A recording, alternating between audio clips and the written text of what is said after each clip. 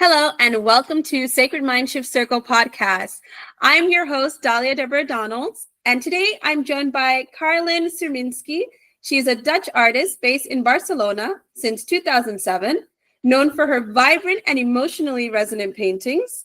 Her work often explores themes of personal growth, emotional expression, and the human experience, making her an insightful figure to discuss art's intersection with emotion, creativity, and its impact on both children and adults. She believes everyone has the right and ability to develop themselves creatively and coaches many painting and art workshops for children and adults. Hello, Karlijn. Hello, good morning. Good morning. How are you? So, Thank you. tell me, Karlijn, how did you even decide or realize that you loved art and you loved painting? What is the history behind that? Well, as a child, obviously, I was painting all the time, and I love to find myself at a table, and with a very good focus on new creations. And I created a new world, and I could do anything I wanted with my imagination through art, actually. So yeah, that gave me the power to, and also the idea that maybe that would be something for the rest of my life. Yeah. And so afterwards, you lived in Amsterdam and you Oh moved to yeah. Barcelona, correct? Yeah. First, yes. Sorry. First, I studied art at in Maastricht, in the south of the Netherlands, for 4 years. And then I finished as a teacher in art and arts history. And then I went to Amsterdam to become a musician there. And also to study a little bit of theater there, because I wanted to be creative on the most broad side of the spectrum. So at that time, my band was very popular. So I had like 4 or 5 years of being professional musician. And then I started to work with an ex-forger, art forger, who wasn't a forger anymore, but I learned a lot from him. So I learned a lot about techniques, and I learned a lot about artists and how to get into the skin of an artist to make something that is quite, the same, quite the same, because I was painting in the style of, made new Picassos and new Matisses and new all of these painters. For the record, sold as under the name of the ex-forger. So no, there was no forging anymore. So don't. I never did something criminal. And then I was almost 30, and I wanted actually to change my life. And although I had a quite good life in Amsterdam, and I was living there for 7 years already, but I thought, like, I sometimes have that. I don't know if some people have that, but I always have that. And I thought that was my first time, and I had to change everything. And I thought, like, where shall I go? Shall I go to Berlin? Or shall I go to Barcelona? I went there on a holiday, and I thought, like, maybe Barcelona is a good idea, because I don't know any Spanish, and I don't know anyone there, so I have to start all over again. And so I went. And then I met a very nice Spanish guy who became the father of my 2 children. And then after 7 years, we ended the marriage, but it was very in a good way. And now I live already for 18 years here in Barcelona. My God. And meanwhile, I started also again my painting. I did some exhibitions here in Barcelona. I have a exhibition right now also in Barcelona, in a very nice vegan sushi restaurant. And and I teach. I love teaching, and I now teach 1 week a month in Holland, actually. So I travel 1 week a month I traveled to the Netherlands to teach their art. Well, that's interesting. So I also, when I decided to come here to France, I thought the same thing. Nobody knows me here. I have a basic level. It's like a fresh start, you know. I don't know if I'm going to be meeting anyone in the future. I don't think so. But yeah, I like the idea of having a fresh start where no one knows your name.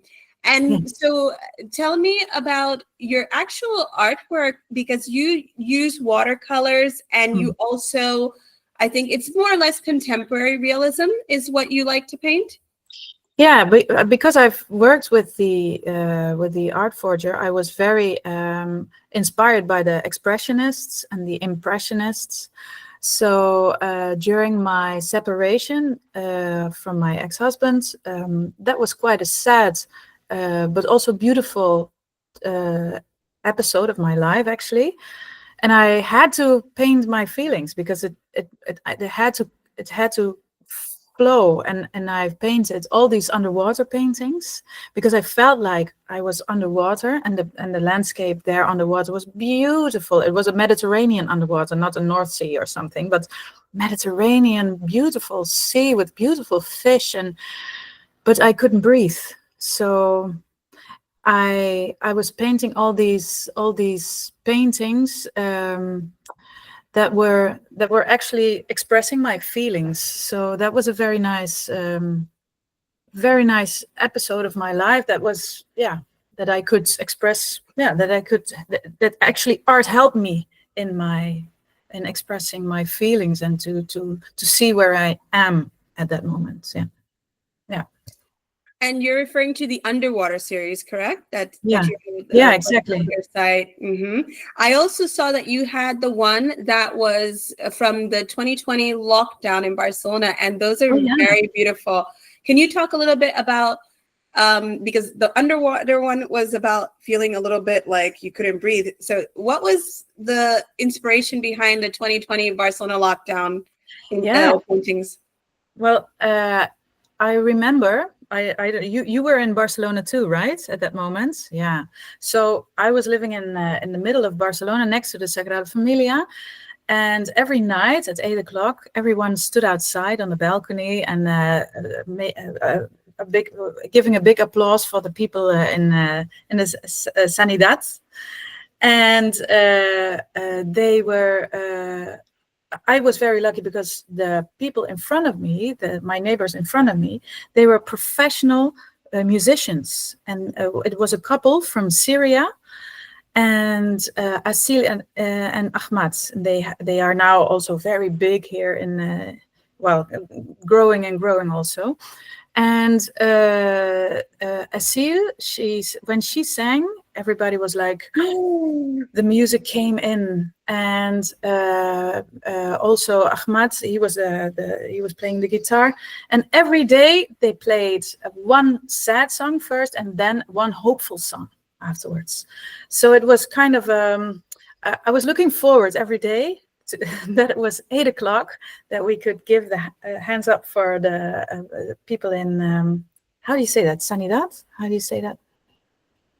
So the sanitary workers, exactly. Healthcare workers. Healthcare, yeah, exactly. I was looking for that word. So that we could give hands up for the people in healthcare, and afterwards these two songs. And meanwhile, I was also looking and like, okay, that neighbor, look, oh, he has a dog. Oh, that's such a cute dog. And oh, look, there's a whole family inside. And I was actually a kind of voyeur, like Edward Hopper. And I was also, when I was painting with the ex-forger, I was also painting Edward Hopper. And he inspired me to do this 2020 Barcelona lockdown. So I thought, like, it is actually the same. Every window has its own story. And instead of Edward Hopper looking at ladies with the how do you say, the pajamas on, I was looking at what was going on there, but it was actually sometimes very sad, but sometimes very funny, and every painting I've made is of such a house or a window that you can look through and you can make up your own stories, what's going on there. So like I did also on my balcony, and it also gave hope. And I've every one of them I put into a frame, a big golden frame, because the frame is also the window I was looking through. So everything is framed, and it is the only social connection that we had, actually. So yeah, for me it was also for my feelings, and I'm a very curious person, so I always want to know how my neighbors are, and I like big communities, and I like to talk to and chat to people and everything. But that moment, everybody was locked up in their house, and that was the only connection we had through music or through art, actually. Yeah. And so I mean, obviously, for children, for example, because you work a lot with children and adults, but especially for children, this concept of expressing emotion through painting, through artwork, what have you learned dealing with children as far as how that helps them grow? Do you think it's the same for children and adults? Yeah, I can recognize that because of moving to Barcelona. I didn't have the words, obviously, because I didn't speak Spanish. So I can imagine that children do not always have the words to express themselves. So, and still, sometimes even in Dutch or in English or in Spanish, I don't find the words. So I have to do that through images. And I reckon that children have that too. So if you're, it is a way to through colors, for example, you can show your feelings. That's why Underwater was blue. That was my blue period. And then children use that too. They use also the way how they paint something. It is something that reflects their state of emotion. But most of the children I work with, they are very happy to paint, so they are very happy persons. Yeah, but I did also with this singer after the lockdown, with this singer, the Syrian singer Asil. She together we did a project also. It's called Sol Azul, and we tried to, through music and art, to combine these two, to play colors and to paint music. So that was really helping at that time for a lot of children and adults also to express themselves, because there are no rules, and it's a very nice thing to do. And obviously people after the lockdown needed to express themselves. So yeah, it is really a very good way for children and for adults also to express your feelings. Yeah, art and music. It sounds like wonderful, because I'm also going to do another podcast related to that, because music also is like a therapy just as much. Absolutely. Yeah. And for children, because you have two types, and I think I remembered when I was with you when I was working at the nursery, and you came, just in case if I didn't explain at the beginning, that I know Karlijn because I was actually working at a nursery, and she came to do some artwork with some of my students. So one thing that is really great that sometimes even myself I suffer from, because I'm older and that's how I was trained, was before people, when they did artwork with children, they would kind of direct them a lot and say, you have to do it this way, then you put it here, then you put it there. And in your case, you always kind of let children be free. Can you explain why that's important, to just not be so concerned about exactness in doing art, but more about the child being free to express? Yeah, well, you already said it. It is very important. I think it's because I think it says more about the adult who says that than about the children, because I see now in education that children are very most of the children, when they get older, they struggle with making mistakes. Ooh, they do not want to make mistakes. They want to make it perfect. And actually, well, I'm more of a process-minded person. I like to discover things through making mistakes and through doing things not officially well, And I think children from nature, they learn more about themselves, about the world around them, through these discoveries. Actually, I call them discoveries or surprises. They're not mistakes, they're discoveries or surprises. At least you discover sometimes how you don't want to do it, and through knowing how you make a mistake, you also learn how you really want to do it. So, and sometimes a mistake can guide you to a very interesting artwork also. That's what Picasso also said. I think Picasso, for example, he was trying to make mistakes for the rest of his life, and he didn't accomplish, because I think he thought that he didn't accomplish because he was so searching for that. He was working so hard. I think it was because he wanted to get into that child's head again. He always said, like, children are natural artists. It's always very important how to stay in a way with this child in yourself, and that's what's making the arts. And I think it's about, oh, that's my grandmother's clock. It's 10 o'clock. Hi, Grandma. She wanted to say something. I inherited that.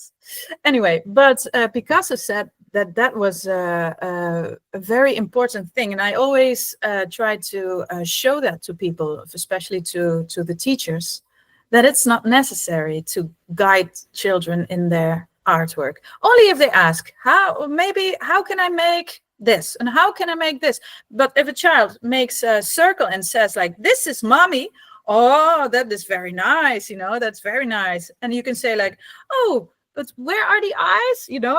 Like that. And then it can develop their, it can think and discover how you can make eyes. And if it makes like 2 dots, then these are the eyes. Or maybe it makes 3 dots. I don't care. Oh, wow. Then she can look very well. It's not necessary to guide them in a posture that they don't have to be, Yeah. So and I think about Picasso, I think he was looking to surprise himself. As a child, Picasso was a prodigy, and he learned from his father always how to do it and how it was and how it not was, and And I think his father was a kind of a very straightforward person. And a very, I think, tempered person also. And as a child, he didn't have quite the childhood he wanted, or he could have had. So I think later in life he was searching for that again, for a spontaneity. That's why these paintings are so, it's interesting to see, because he obviously makes a lot of mistakes in there. That's not how I look, and that's not how a person is. It's so people get still surprised by Picasso, but I think he wasn't surprised by himself, because it's so hard to surprise yourself. You can only surprise yourself by making mistakes, and if you surprise yourself by a mistake and you make something out of that, then you can always look at it, and then it's art. That's what I always say. Yeah, and that's true. And it's so sad sometimes how, you see that difference between kids. Like, little kids, they will still be confident in their artwork and they present it. And then by the time they start getting a little bit older, now they're more concerned about the opinions of others, and it's a mistake, and they're taking it more, Not that they can't take it serious, but that they are taking it in a negative way instead of it being something that is of them. They're concerned about other people's opinions, especially parents or And the other day I was working in the Netherlands, and there was a class. I think it was 6 years old. I think it was the first class of primary school. And I did a Picasso workshop with them. So in my Picasso workshop, I always get them to shift to give their artwork that they are making to the neighbor. That was they hated it, most of them, and but I try to show them that okay, if you get someone else's painting and what are you going to do with that? Actually, I always do that also with corporate business people in a team building. What are you going to do with someone else's work? You dare to paint over it and make it nicer, or do you stay within the region that the other one painted, or you hate it and you just paint very awfully? It says a lot about yourself. And these children, in the end, they were passing it on for 3 times, and then they had their own portrait of themselves painted by 3 other children. And 2 of them, they were crying. So I thought like, I never had that before, because children are like, oh yeah, well, I made a mistake. That doesn't matter, But it was the first time that children so young, they were crying because of that. So I noticed some kind of shift of perfectionism or something. I don't know. In the end, afterwards, they can make it nicer and more beautiful. And they did really well. So in the end of the workshop, everyone was very happy because they could paint their favorite color and favorite things, and they could design their own face in their own way. So everybody was happy in the end. But I never noticed that at that age that children were so anxious not to make mistakes. It's the beginning of societal conditioning. It's the beginning of conditioning. It's them being now molded to fit in. And versus when they're younger, I think before the age of 6, they're still kind of free in thinking and everything. Well, there's a question I wanted to ask you. So you also have children, and in general, when you have, let's start with the younger kids first, and you want to introduce them to painting and you want to introduce them to art. I imagine for the younger kids, it's easier because they like doodling, they like colors and bright things. What about kids who are like older teenagers that maybe I don't know, their parents send them to your workshop? Have you ever had that kind of experience where you have older kids coming in and they're not so thrilled about maybe painting, or they're not so, I don't know, but you have found ways to inspire them?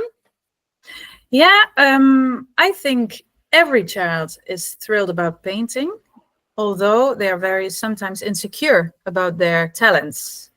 That's more the thing. So what I always try to do is to give them the security that they need to express themselves.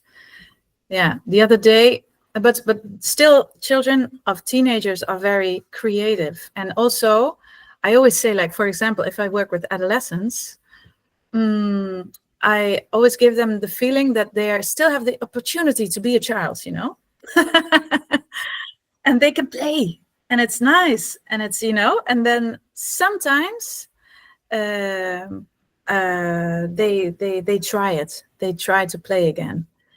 And I tell them also, like, it's very important to keep that child in you and for the rest of your life, because adults, I always talk about adults like, adults, they're lost. But they're not lost. But I always tell them, like, become an adult with an inner child. That is very important. So stay playing, please. because the playing, it gives you so much freedom to express yourself, not only, but also to find your creativity in life, to what to do with problems when you have problems, how to work with other people, how to, playing helps you with actually everything. Yeah. And for adults, because you, like you mentioned, you do adults as well, what have you noticed that painting does as far as their self-exploration? Sometimes maybe people might choose to start painting for different reasons. Like, have you noticed that you've had workshops with adults that they started off looking at themselves from a different perspective? Like you said, you encourage them and inspire them, but have you seen, is there any kind of like core memory or something that you really like remember that stuck with you and you're like, wow, like he really has transformed through using art? Yeah, I here in Barcelona, I have a painting class 2 times a week, and it's with jubilados, so people who are stopped working and they have a lot of free time, and most of them, they had a very troubled life also. So maybe they became widows, or maybe they had to survive cancer, or everything that's at that age happens to you, or maybe you lost someone, or I don't know. So it is near to Camp Nou, and it's in a very in a local from the Associació de Veïns de Sant Ramon, and I have a lot of people who are diagnosed as depressed, or a lot of people who are diagnosed as, I don't know, with a psychiatric background. I'm not a psychiatrist and I'm not a psychologist, but I noticed that when they come in, they are the shoulders hang, the spirit is down, and then when they go out, every time it is like, lift it up. I think painting can put you in a meditative state, so that you can just forget about your troubles you have, because you're focusing on the painting. And also, of course, I also put on music from Spotify, the 70s in Spain. And it's a very nice ambience there, and everybody gets to be themselves, or in a maybe even a better in a better form as they are at home, so they feel better when every class, they feel better leaving the class as before they come in. Well, that's fantastic, because especially people who suffer from depression, a lot of times, the jubilados, for people who do not know, is retired in Exactly.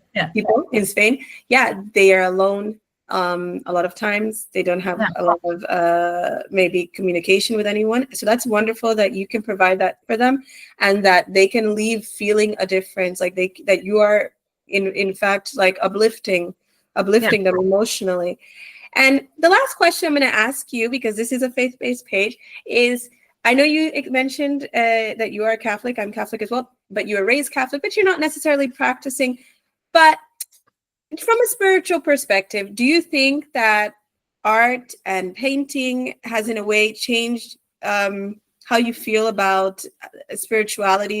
Is there a connection, like when you're painting nature and when you are helping other children? Is there something that it has evoked in you, art, as far as connecting it with spirituality? Well, I do think I do believe in human capacity. So I do believe in humanity. I believe in so many powers we have that we still do not know. So I think it is, art gives you another way of looking at your power. So I think my mission here in the world, I think, is to bring more color through art, of obviously, but also through art education, or through my art classes or something. You know, the therapeutical classes. I think that that is kind of a spiritual thing. And what you said, like, I'm not uplifting these people. Art is uplifting these people. They work with the colors. They work with of course, I guide them a little. You know. I say like, oh, that's nice, and maybe if you just and try to make them think in another way. You know, and to change the circle they're working in. Of course, that's what I do, but that's just the guide. I do not uplift them myself. They are uplifted by the art, and they are uplifted by themselves, because art is in themselves, and they are very proud of what they can make. And children have that too. Children are so proud if they discovered something new. And I think we should all promote that a lot. Like, if someone does something new and something a great discovery, I think we should all applaud that. You know, I think it's an art is a way, like music also, but art is a way to be applauded, actually, as a person. Yeah. Yeah, and it's like what you said about, like, it brings out things in us that we didn't even know we were capable of. A lot of times they say that people who do drawing, people who do painting, you're using even a different hemisphere of your brain to see the art, to do the artwork, and it's incredible. So it's something that I feel for children, it's so necessary for them to be able to express themselves, and for adults as well, to just be able to connect with themselves and know who they are. Yeah, and it's also when somebody feels very well and very proud of themselves and just created something, it also makes a community if you do that with more people together. And it brings together people also. And it's, I think, like what you're doing also. So you also like to bring people together through faith, but also through education and through these art and these podcasts and everything. It's very important now at this time, at these times, that we get communities and that we do not feel alone, and that because you're not alone, you always, you are in a community, and you can choose your community.